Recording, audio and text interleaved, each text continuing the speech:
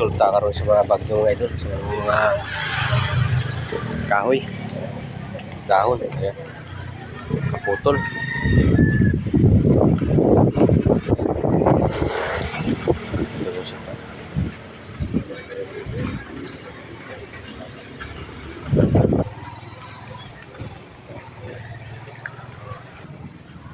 Yung daan mga idol, hindi na madaanan.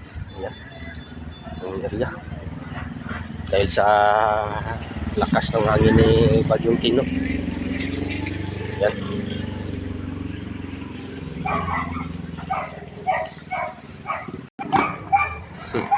Yung daan mga idol, hindi na madaanan.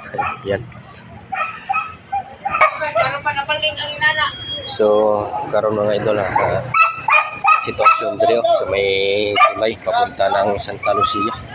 So lubog na ayan, taas na yung tubig. So alam mo na balayaw?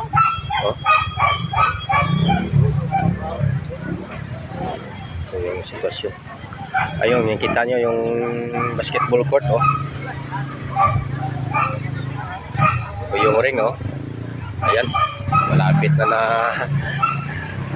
mag-flat. Taas ng tubig yung mga ito. So, dito palapit tayo mga ito.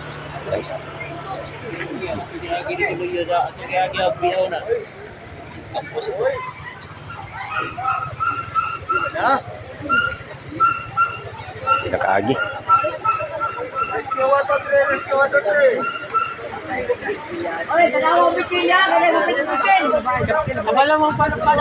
O na yung mga rescue na dito, mga tao dito.